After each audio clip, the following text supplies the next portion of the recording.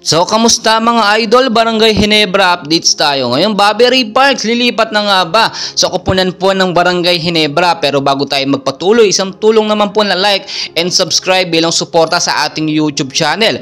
So, mainit pong pinag-uusapan sa lahat ng social media. Ito nga pong rumors na kumakalat patungkol kay Bobby Ray Parks na lilipat na nga daw po o interesadong maglaro dito sa Barangay Ginebra. So, sa mga nakakaalam at sa mga hindi nakakaalam, ito nga pong si Bobby Ray Parks ay kasalukuyang po naglalaro dito sa Nagoya Diamond Dolphins sa B-League sa Japan, no? At wala na po itong plano mag-renew ng kanyang kontrata sa B-League at interesado maglaro sa PBA pero sa koponan po ng Barangay Ginebra.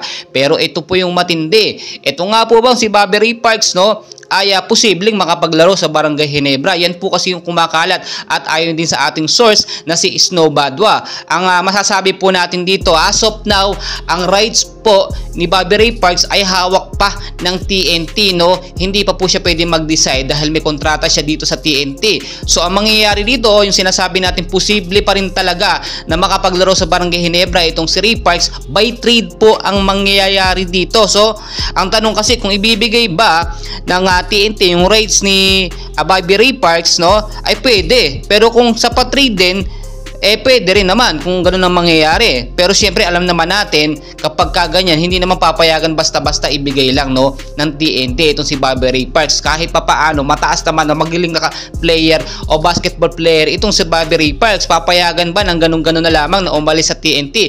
Magsisimula na nga po, no, or nagsisimula na ang PBA season ngayon. So hindi po pwedeng gano'n ang mangyari. So nakikita natin dito kaya hindi na po magre-renew ng kontrata itong si Bobby Ray Parks sa B-League, no, ay dahil siyempre alam niyo naman yung pinaka main reason, itong si Bobby Ray Parks ay gusto na mag-stay dito sa Pilipinas para po makasama niya ang kanyang pamilya at siyempre yung kanyang girlfriend na si Senab Haraki, kasama yung anak ni Senab, no. Siyempre mas makakasama nga naman niya kung dito na lang siya naglalaro sa bansa natin sa PBA. So yun po nakikita nating factor dyan at biruin po ninyo, malaking pera po, no, or million talaga ang bibitawan na pera ni Bobby Ray Parks dito nga po, no, sa B-League. Almost 40 to 50 million yan. Ganun po ang kontrata talaga dyan, million. Pero mas nakikita natin yung opportunity kung sakasakali nga pong makuha talaga or ma-trade po itong si Bobby Ray Parks sa Barangay Ginebra, ay siyempre ang daming iiyak ngayon. Bakit nga daw po ba halos lahat ng malalakas, no, ng mga basketball player ay kinukuha na nga po ng Barangay Ginebra?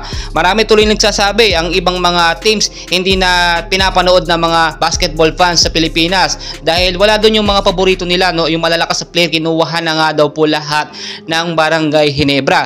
Well guys, wala naman tayong dapat sisihin dito kundi ang management. Alam naman natin, no, dito sa Barangay Ginebra ay na-appreciate po yung magagaling na player, nabibigyan sila ng sapat na salary, no, yung may mga commission pa sila at yung mga training talaga maayos, lalo na ang head coach ng Barangay Ginebra ito nga pong si Coach Timko na magaling mag-alaga ng mga player, hindi po niya basta-basta pinapabayaan. Kung deserve naman ng isang player o star player na itaas yung sahod, tinataasan po talaga, hindi kinukuripot. Sa ibang mga teams po kasi kapag nakita nila magaling player, nag-i-stay o nai-stack lang yung sahod doon, hindi po nag-i-increase. Kaya lumilipat sa ibang mga teams na malalakas tulad ng Barangay Ginebra o kaya naman nagpupunta na lang sa abroad at doon naglalaro. Well guys, no, titignan nating mabuti ngayon pa lamang, no, kung sakasakaling ganoon man, mas lalakas talaga ang Barangay Ginebra. At alam ko naman gusto nyo rin, no, makasama o makapaglaro sa Barangay Ginebra itong si Bobby Ray Parks Jr. dahil malakas at magaling din naman siya. And well guys, no, marami pa tayong kaganapan na pag-uusapan, kulang ang ating oras, and please wag na pong kakalimutan mag-like and subscribe for more PBA at Barangay Ginebra